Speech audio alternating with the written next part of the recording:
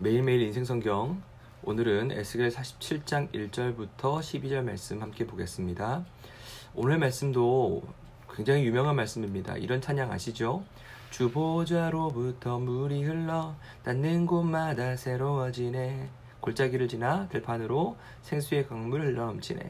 주님의 강이 우리를 새롭게 해, 주님의 강이 우리를 춤추게 해, 주님의 강이 우리를 즐겁게 해, 기쁨으로 충만케 하네.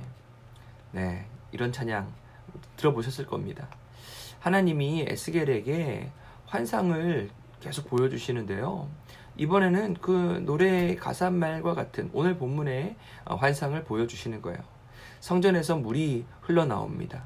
성전에서부터 스며나온 물이 천척 한 500m 정도 지나니까 발목 정도에까지 올랐고요.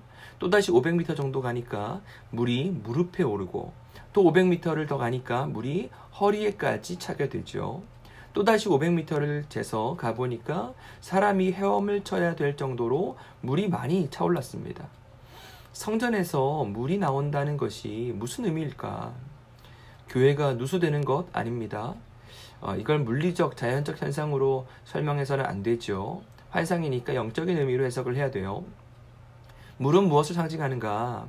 물은 하나님의 임재와 생명력을 상징합니다. 에덴 동산에도 4개의 강이 있었어요. 비손, 기혼, 히데겔, 유프라테스 강이 동산에서 갈라져 나왔다라고 했습니다. 사람들은 이 성경 구절을 바탕으로 에덴 동산 어디 있을까 추측하기도 했는데요. 이건 역시도 문자적으로 보지 말고 의미적으로 해석해야 됩니다. 에덴 동산 안에 4개의 강이 있었다는 것은 하나님의 임재와 생명력이 충만했다라는 의미예요. 성전에서 물이 나오는 것은 하나님의 임재와 하나님의 생명력이 성전에서부터 흘러나오는 것을 의미합니다. 그런데 이 은혜와 생명력은 성전 안에만 갇혀 있는 게 아니에요. 하나님의 은혜의 역사는 성전으로부터 시작해서 점차 밖으로 흘러 넘칩니다. 가두고 보관하고 그 안에서만 누리는 것이 아니에요. 바벨론 멸망 전에 유다 백성들은 자기들만 선택받은 민족이라고 생각했고, 그런 선민의식, 특권의식을 가지고 있었어요. 이것은 성전에서 흘러나오는 하나님의 생명력을 그 안에만 가둬놓는 결과를 만들었습니다. 하나님이 원하시는 것은 이 하나님이 이 세운 백성들을 통하여 온 세상이 하나님의 나라가 되고 하나님의 통치가 세상 곳곳에 미치는 것인데, 이스라엘 백성들은 하나님의 그 뜻과 사명을 외면함으로써 결국 하나님으로부터 징계를 받게 되죠. 이제 하나님께서는 바벨론을 통하여 주셨던 그 징계, 이스라엘을 향했던 징계의 손길을 거두시고 그들을 다시 회복시키셔서 하나님의 은혜를 흘려보내는 민족으로, 하나님의 능력을 전하는 백성들로 변화시켜 가실 거라는 거예요. 성전 안에만 물이 고여있지 않습니다.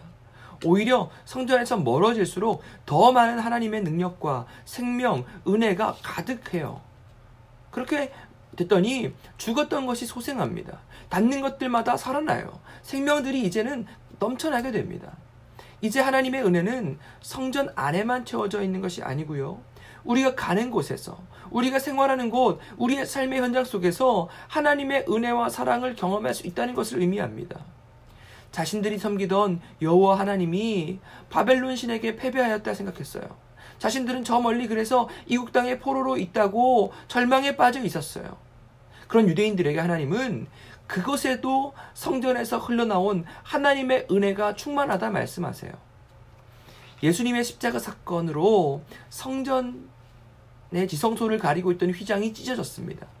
이것은 우리가 언제든 하나님께로 나아갈 수 있다, 지성소로 갈 수 있다는 것을 의미하지만, 또 한편으로는 하나님께서 성전 휘장을 찢고 나오셔서 지금 우리가 거하는 삶의 현장 속에 함께 하실 수 있음도 의미합니다. 오늘 여러분이 서 있는 삶의 현장에도 하나님이 찾아가세요. 은혜는 그곳에도 충만합니다. 코람데오, 하나님 앞에서의 신앙을 간직하며 오늘을 사는 여러분이 되기를 주님의 이름으로 축복합니다.